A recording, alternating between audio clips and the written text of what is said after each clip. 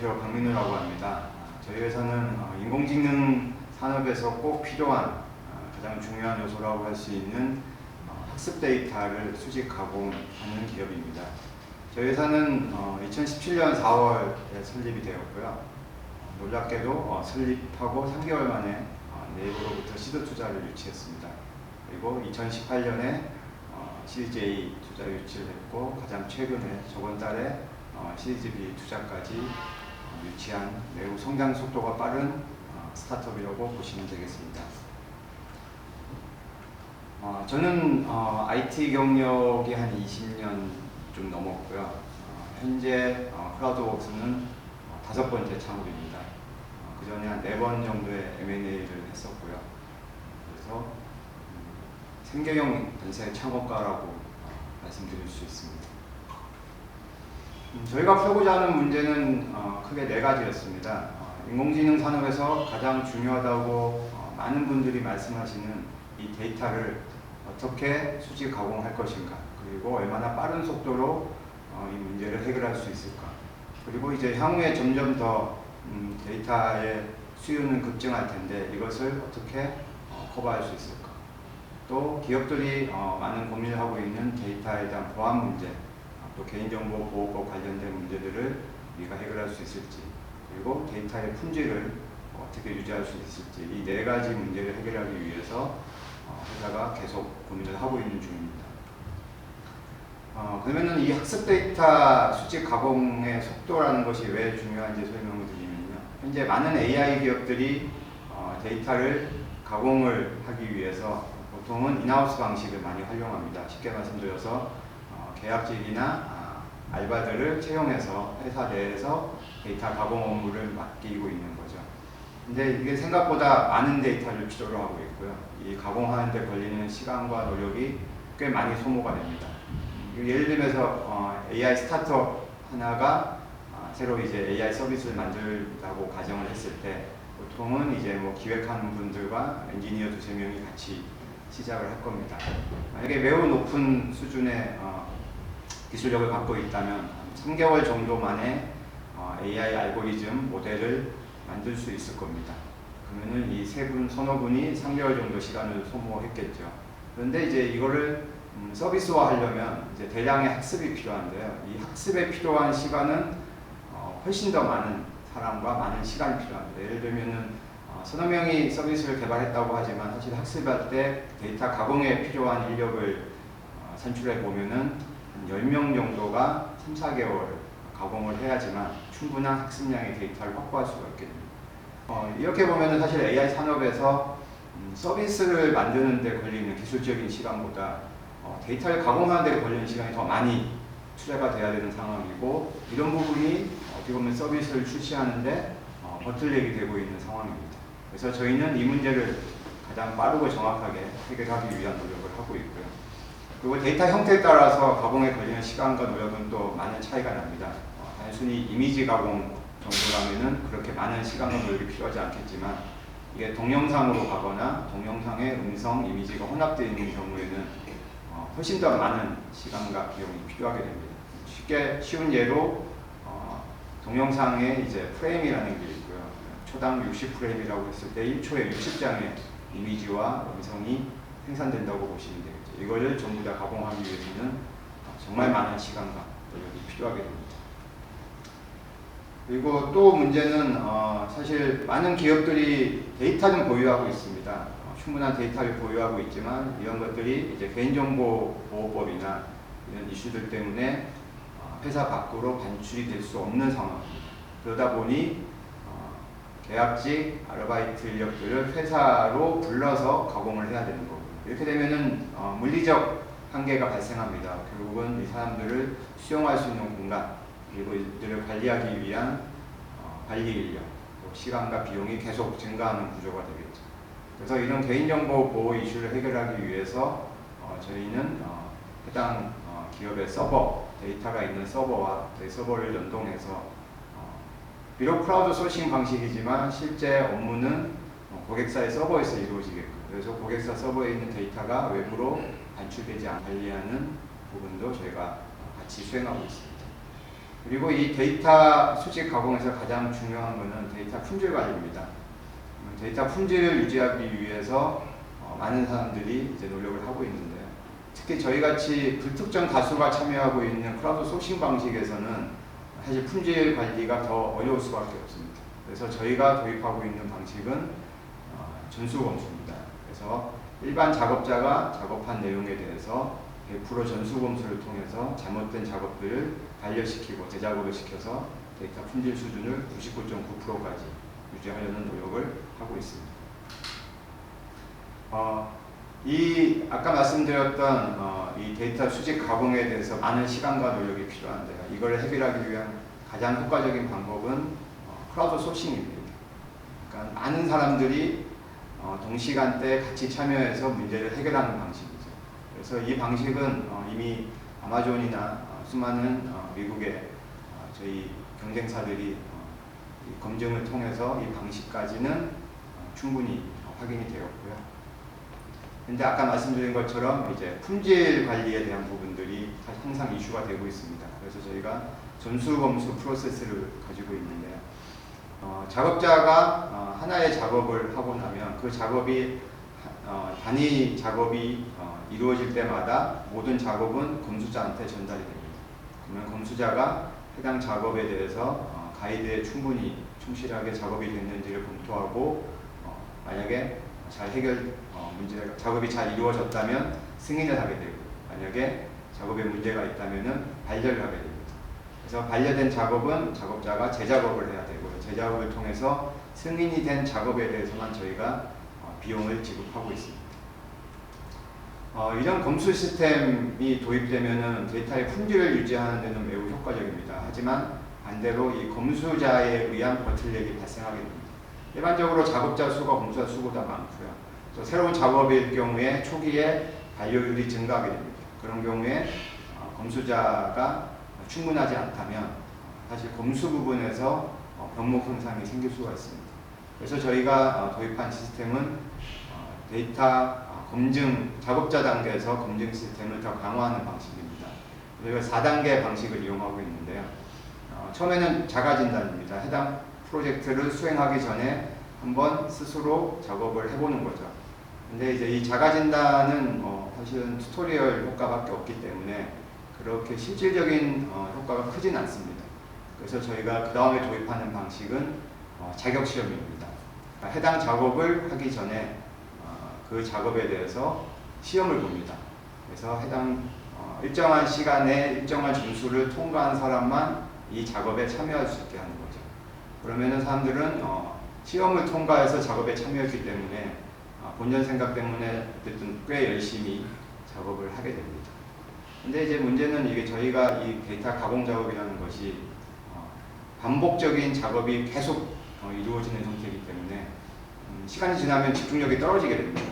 그럼 이 떨어지는 집중력을 어떻게 끌어올릴 수 있을까라는 부분이 이제 함정 문제입니다. 그래서 이 저희가 제공하는 이 가공 작업 사이사이에 이제 함정 문제가 포함됩니다. 이 함정 문제에서 틀리면 이 작업자는 작업할 수 있는 접근이 제한됩니다. 그래서 첫 번째 만약에 함정 문제에서 틀렸다면 2시간 접근 제한, 두 번째 틀렸다면 4시간, 세 번째 틀렸다면 8시간. 그리고 이 얘기는 작업자가 돈 벌 수 있는 시간을 뺏어가는 거죠. 그리고 이거보다 더 강력한 방법은 그 함정 문제에 있는 구간들을 틀릴 경우에 통째로 삭제합니다. 그러면 열심히 해서 벌어놓은 돈들이 다 날아가게 되는 거죠. 그래서 이런 이제 다양한 방식으로 작업자 단계에서 통제를 함으로 해서 작업자가 집중력을 극한으로 올릴 수 있게끔 시스템이 유도하고 있고 이렇게 작업자 단계에서 필터링이 많이 되면 이제 검수 단계에서 검수자들이 검수해야 될 양이 상대적으로 줄어들기 때문에 전체적인 퍼포먼스가 상승하는 효과가 생기게 됩니다. 이런 이제 4단계 검증 시스템 말고도 저희가 작업자 참여 제한 같은 것이 있습니다. 그래서 저희가 등급제로 운영하고 있고요. 이제 6단계 등급이 있는데 초기의 작업이 상위 등급부터 오픈이 됩니다. 그러니까 상위 작업자일수록 돈을 벌 수 있는 기회가 더 많아지는 거죠. 그리고 시간이 지날수록 하위 등급까지 오픈을 하고요. 또 필요한 경우에는 오프라인 교육을 통해서 교육을 받은 사람만 작업에 참여할 수 있는 형태로 운영을 합니다. 현재 AI 기술이 많이 발전하면서 이 데이터 작업의 가공 난이도도 사실 많이 올라갔습니다. 그래서 단순히 온라인만 가지고 해결하지 못하는 문제들이 있고요. 이런 경우에는 저희가 오프라인 교육을 통해서 작업자를 교육을 시켜서 참여하는 방법도 제안하고 있습니다. 그리고 자격증을 제시해야지만 참여하는 프로젝트도 있습니다. 특히 이제 외국어 같은 경우에는 일본어를 이해하는 사람만 일본어 작업에 참여할 수 있고, 중국어도 마찬가지고, 필요한 경우에 이제 바이링구어 같은 경우에는 샘플 데이터를 저희가 받아보고 발음을 확인하고 참여를 시키는 여러 가지 방식으로 자격을 가지고 참여할 수 있는 프로젝트도 꽤 많이 있습니다. 저희가 이렇게 한 2년 정도 이 서비스를 운영하면서 가공한 데이터는 총 3,300만 건 정도입니다.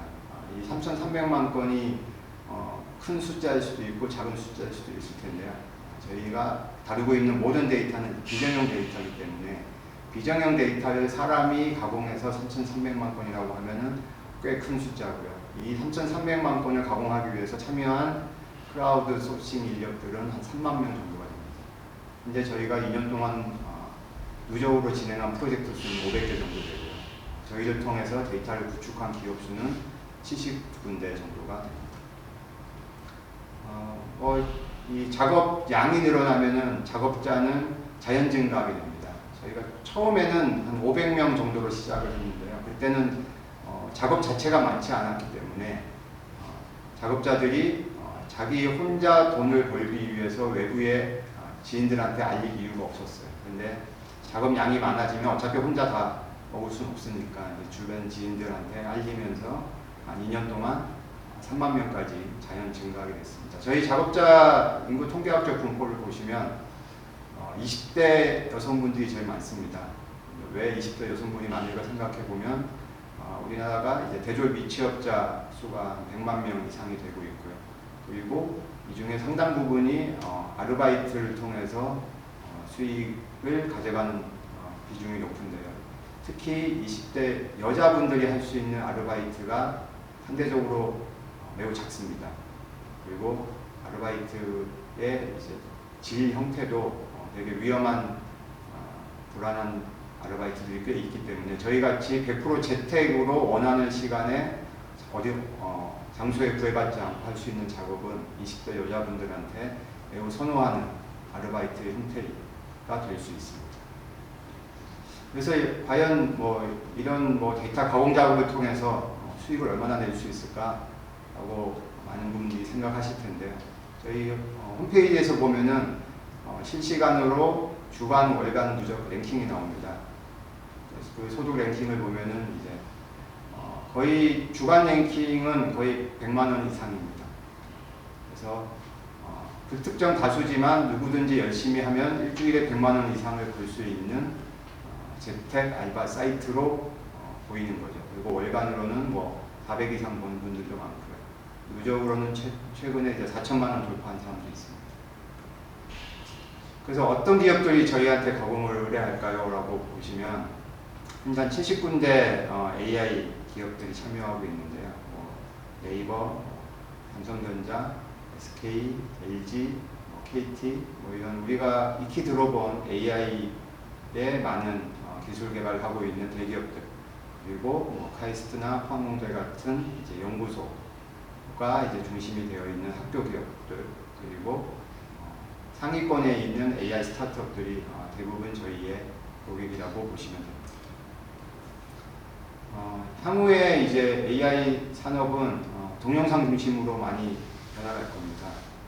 지금은 음성이나 이미지, 텍스트 중심으로 이루어져 있지만 AI 시장에서 동영상이 차지하는 사회적 의미가 매우 큽니다.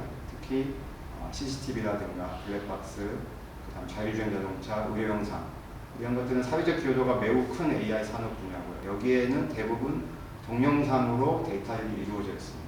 근데 아까 말씀드린 것처럼 동영상 데이터는 가공의 형태와 가공의 양이 기존에 이제 저희가 진행했던 데이터의 양과 수십 배 또는 수백 배 이상 증가할 걸로 보고 있고요. 훨씬 더 많은 작업에 작업자가 참여해서 이 문제를 해결해야 됩니다. 그래서 현재는 저희가 이미지, 텍스트, 그다음 이런 것들이 이제 균등하게 분포되어 있습니다만 앞으로는 이 비디오 산업이 훨씬 더 성장할 거라고 보고 있습니다. 그럼 이 시장 규모가 어느 정도 될까요? 저희가 산출한 데이터로 보면 글로벌하게는 2022년에 7조 정도 시장 규모가 될 걸로 보고 있고요. 한국은 7천억 정도 시장이 될 걸로 보고 있습니다. 그러니까 7천억만큼의 데이터 가공이 필요한 분야라는 거죠. 이건 단순히 AI 분야에서만 이렇고요. AI가 아닌 분야에서도 디지털 가공은 계속 필요한 상황입니다. 그 분야까지 합한다면은 1조가 넘는 시장이 이제 이 데이터 가공 시장으로 저희는 보고 있습니다. 저희가 이제 향후에 이제 발전시키고자 하는 방향은 이 플랫폼을 자동화하는 겁니다. 지금 저희가 많은 기업들이 동시에 많은 프로젝트를 진행하고 있는데 이런 것들이 아직은 저희 오퍼레이션 인력들이 프로젝트 진행에 많은 개입을 하고 있습니다. 근데 이런 것들이 사실은 고객사 입장에서는 빨리 작업의 결과를 가져가고 싶지만 이걸 진행하는 최소한의 리드 타임이 필요하기 때문에 이런 것들을 얼마나 줄여줄 수 있느냐가 사실 고객 입장에서는 속도와 관련이 되고 저희 입장에서는 매출하고 좀 관련이 됩니다. 그래서 이런 것들을 자동화할 수 있는 플랫폼으로 전환을 저희가 지금 준비하고 있고요. 그리고 현재 저희는 올해 3월 1일에 일본 법인을 설립했습니다. 그리고 일본인 작업자를 통해서 현재 작업도 이루어지고 있고요. 일본인 고객을 통해서 매출도 조금씩 증가하고 있는 단계입니다. 저희가 가장 글로벌의 가장 큰 목적은 일본, 베트남, 말레이시아, 싱가포르, 중국까지 아시아 네트워크를 하나의 플랫폼으로 운영하는 방식입니다. 이 방식이 이제 의미가 있다고 생각되는 이유는 각국의 국민성 그리고 각국이 갖고 있는 경제적인 상황들이 다 다르기 때문에 가장 효과적인 비용을 처리할 수 있는 국가별로 작업을 재배치하는 것들이 가능해지기 때문에 이런 부분에 대해서 저희가 많은 노력을 하고 있습니다. 저희가 궁극적으로 가고자 하는 방향은 AI 산업에 필요한 학습 데이터 플랫폼의 한계를 극복한 모든 디지털 가공 업무를 대체할 수 있는 서비스가 되고자 합니다. 그래서 저희가 중요한 핵심 경쟁력은 HR 시스템이라고 보고 있고요. 저희가 최근 1년 동안 30개 특허를 출원했는데 이 중에 26개가 HR과 관련된 특허입니다. 결국 저희가 갖고 있는 가장 중요한 자산은 수많은 작업자들이 작업을 한 그 행동들을 저희가 로그로 가지고 있고 이 행동들을 분석함으로 해서 개개인의 인지 능력에 대한 평가 지표를 추출할 수가 있게 됩니다. 그러면은 현재 이런 파트타임 작업에서 개개인에 대한 평가 지표가 사실 부재한 상황에서 저희가 제공하고자 하는 이런 개인의 지표들은 많은 기업들이 필요로 하는 정보가 될 거라고 보고 있습니다. 18세기 산업혁명 이후에 산업의 노동력을 평가하는 기준은 시간이었습니다. 그래서 그 시간을 관리하는 것이 매우 중요했고 그 시대부터 지금까지 우리는 시급이라는 구조에 묶여 있는데요. 이 시급 구조가 한계가 무엇이냐면은 시간을 빨리 보낼수록 수익이 더 효과적이라는 얘기죠. 그래서 사실 업무 생산성은 하향 평준화되게 되어 있습니다. 근데 저희 같이 단위 업무를 가지고 평가하는 시스템에서는 업무를 많이 할수록 돈을 많이 벌기 때문에 생산성이 더욱 향상될 걸로 보고 있고요. 이것이 디지털 노동시장 구조에서 앞으로는 빠른 변화가 이루어지는 마이크로 태스크 매니지먼트 형태로 발전할 거라고 보고 있습니다. 일단 네, 그 인공지능에서 학습 데이터라는 것이 아마 매우 생소하실 것 같습니다. 그럼 인공지능도 알겠고 데이터도 알겠는데 학습 데이터는 무엇일까요? 저희가 학습 데이터라고 얘기하는 부분에서 크게 이제 시각, 청각, 그다음 독해 뭐 이런 것들을 가지고 인간의 인지 능력을 AI가 사실은 카피하는 걸 목표로 하고 있습니다. 그래서 사실은 뭐 AI 학습 방법에는 여러 가지가 있는데요. 뭐 일반인도 많이 아시겠지만 뭐 지도학습, 비지도학습, 강화학습 이런 것들이 있습니다. 근데 사실 현재 많은 AI 서비스들은 지도학습을 기반으로 하고 있고요. 지도학습이라고 하는 것은 사실 많은 정답 데이터를 통해서 학습을 해서 정확도를 높이는 방식입니다. 예를 들면은 우리가 처음에 어릴 때 동물원에 갔을 때 사자나 호랑이를 보고 그게 사자인지 호랑이인지 대부분 알았을 겁니다. 그렇게 알 수 있었던 이유가 사실은 우리는 동물원에 가기 전에 그림책이나 TV를 통해서 사자, 호랑이를 충분히 학습이 되었기 때문에 한 번도 본 적이 없지만 사자, 호랑이를 맞출 수 있게 된 거죠. 그런데 그 어린 시절에 단순히 그림책 100권을 던져준다고 해서 아이가 스스로 사자를 알아내지는 못하죠. 그러면은 사자인지 알았다는 것은 누군가가 옆에서 지도를 해줬다는 겁니다. 이게 대부분 부모님일 겁니다. 그러면 부모님이 그림책에서 이 동물의 이름은 사자야. 그리고 TV에서 사자가 나오면 저것도 사자야. 이런 식으로 반복적인 다양한 이미지에 대해서 우리가 지도를 받았기 때문에 그 형태를 머릿속에서 각인을 하고 실제로 사자를 봤을 때 그게 사자임을 알 수 있었던 겁니다. 그런데 인간이 이걸 학습하는 과정은 매우 긴 시간이 필요합니다. 왜냐하면은 단순히 학습만 하는 게 아니라 여러 가지 이제 생리적인 상황들을 다 지내야 되기 때문에 그런데, 근데 AI의 장점은 이 과정을 건너뛰는 것이 아니라 이 과정을 쉬지 않고 빠르게 할 수 있다는 게 AI의 경쟁력입니다. 그리고 여기서 제일 중요한 거는 그러면은 이 지도 학습에 필요한 데이터를 얼마나 많이 확보하느냐가 가장 중요한 경쟁력이 될 겁니다. 그러면 지도학습으로 어떤 부분을, 어떤 서비스를 만들 수 있을까? 한번 사례를 들어보겠습니다. 이거는 이제 이미지 분야입니다. 사람의 시각 능력을 카피하는 거죠. 이 화면은 이제 초음파 사진입니다. 초음파 사진을 저희가 수집을 합니다.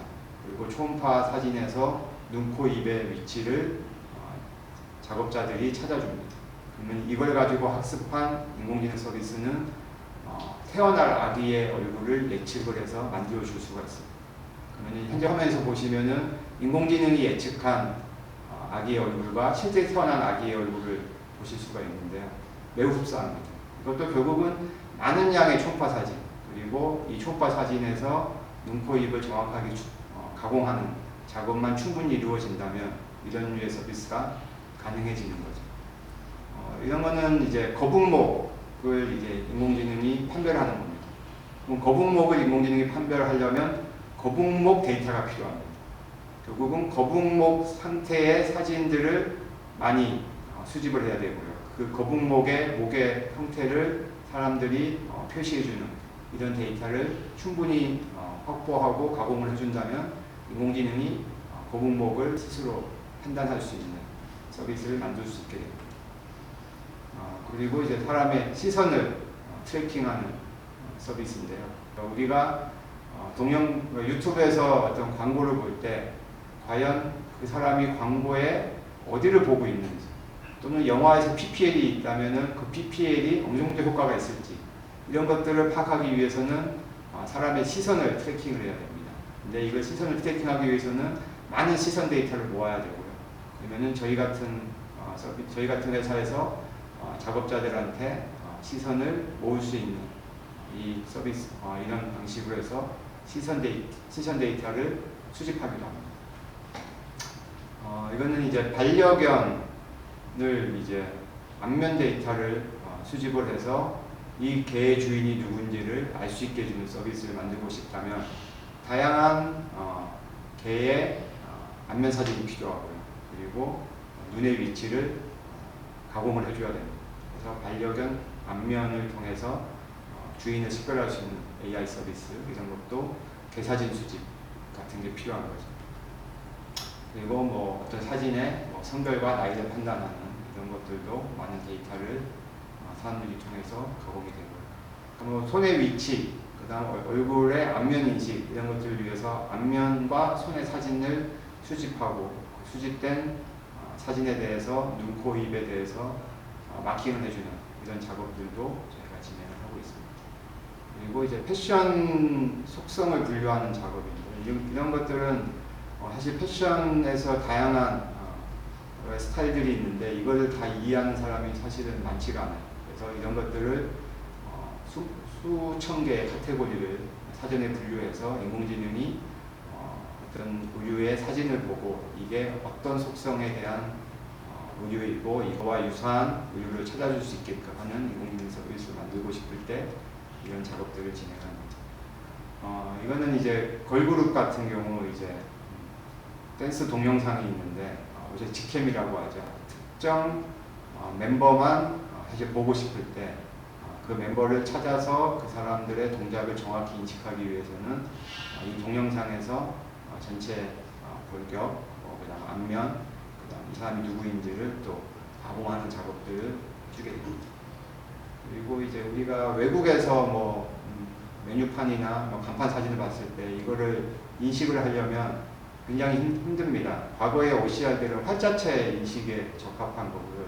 현재 간판이나 메뉴는 대부분 그래픽체의 어떤 글씨이기 때문에 이걸 인식하기 위한 인공지능 서비스를 만들고 싶다면 이런 수많은 그래프 스타일의 글자들을 수집하고 이 글자들을 위치값 그리고 글자에 대한 값들을 입력해주는 작업들을 하게 됩니다.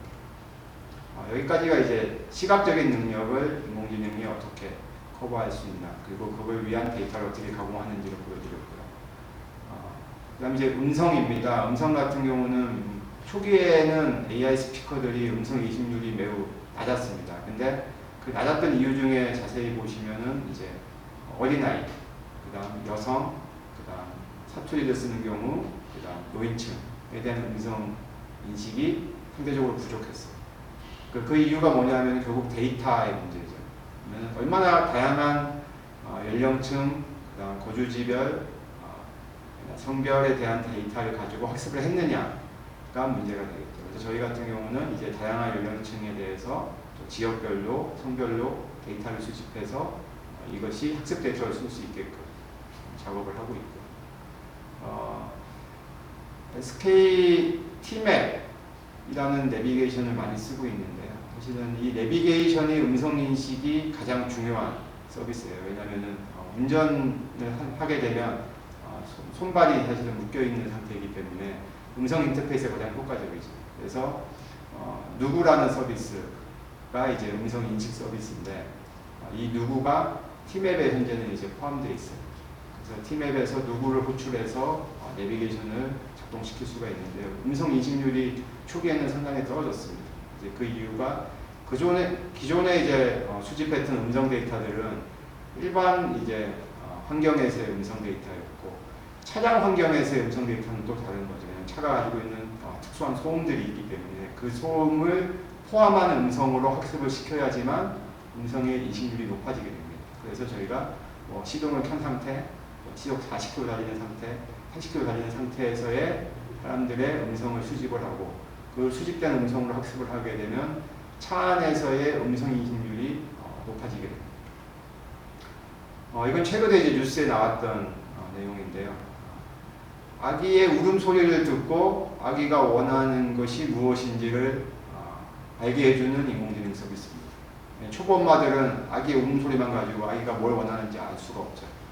그래서 아기의 울음소리가 사실은 갖고 있는 몇 가지 패턴들이 있는데 그 패턴들을 통해서 현재 이 아기가 우는 이유를 설명해 줄 수 있는 AI 서비스입니다. 그러면 당연히 이런 서비스를 만들고 싶다면 필요한 것이 아기의 울음소리를 수집해야 됩니다. 그래서 이런 고난이도의 수집은 단가가 매우 비쌉니다. 여기 보면 이게 아기 울음소리 수집할 때 20만 원을 저희가 드려요. 그리고 이렇게 모인 데이터를 통해서 학습을 하게 되면은 아기의 울음소리를 통해서 아기가 원하는 것들을 충분히 파악할 수 있는 서비스를 만들 수 있게 됩니다. 그리고 이제 화자를 분리하는 이 위해서 이제 데이터를 가공하는 작업들이 있는데요. 보통 AI 스피커는 이제 집안 거실에 있고 4인 가족이 같이 AI 스피커를 쓰게 됩니다. 근데 각자의 영역들, 그러니까 이 화자들이 다른 사람이라는 것을 구분할 수 있어야 됩니다. 그래야지 필요한 데이터를 맞춰서 제공해 줄 수가 있는데, 가장 쉬운 예로 회의록을 작성해주는 AI 스피커가 있다고 생각을 해보시면 됩니다. 회의록에서 음성을 텍스트로 전환해주는 것은 어려운 건 아닌데 누가 그 얘기를 했는지를 구분하는 건 매우 어려운 기술입니다. 그래서 저희가 화자 분리를 위한 데이터 가공 작업도 하고 있습니다. 그리고 이거는 얼마 전에 뉴스에서도 마찬가지로 보셨던 내용인데, 김정은 국방위원장이 영어를 하고 트럼프 대통령이 한국말을 하고 이렇게 음성 합성입니다.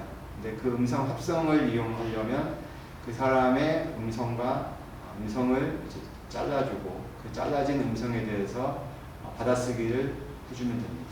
그래서 이렇게 수집된 음성을 통해서 이제 성대 묘사를 하게 됩니다. 이런 것들도 결국은 많은 양의 데이터 그리고 가공이 충분히만 이루어진다면 이런 서비스도 만들 수가 있게 됩니다. 지금까지가 이제 지금 음성, 듣고 말하기 능력에 대한 부분이고요. 그 다음부터는 이제 독해 능력입니다. 챗봇에서 보면은 챗봇의 대화 쌍들이 있는데 이 대화가 갖고 있는 의도라는 게 있습니다.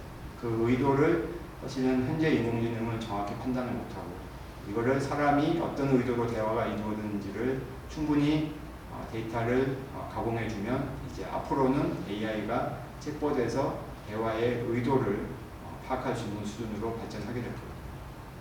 그리고 채팅 상담가가 있어요. 그래서 그 대부분 채팅 상담사라고 얘기를 하시는 분들이 가장 많은 피해를 보고 있는 게 음란 메시지입니다. 그래서 음란 메시지로 채팅 상담가가 스트레스를 받고 있는데 이거를 사전에 사실 AI가 걸러줄 수가 있죠. 그래서 이 메시지가 음란성이라고 판단이 되면 상담사한테 전달이 안 되게끔 그걸 차단하고 싶어. 그러면 이걸 차단하기 위해서는 음란 메시지가 무엇인지를 AI가 학습을 해야 되죠. 그러려면 저희는 음란 메시지를 수집해야 됩니다. 그래서 충분한 양의 음란 메시지를 수집하고 이것을 학습을 하면 음란 메시지를 차단할 수 있는 서비스를 만들 수 있게 됩니다.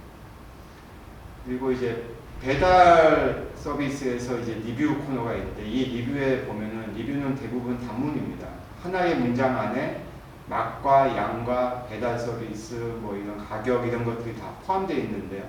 이거를 AI가 구분하기 매우 어렵죠. 그래서 저희는 이 리뷰를 가지고 이것들이 어떤 속성을 갖고 있는지 사람들이 구분을 해주고 이것들을 통해서 AI가 학습을 하게 되면은 매우 단순한 리뷰 메시지를 통해서 이것들이 어떤 항목에서의 불만과 이런 것들이 포함되어 있는지를 판단할 수 있게 됩니다.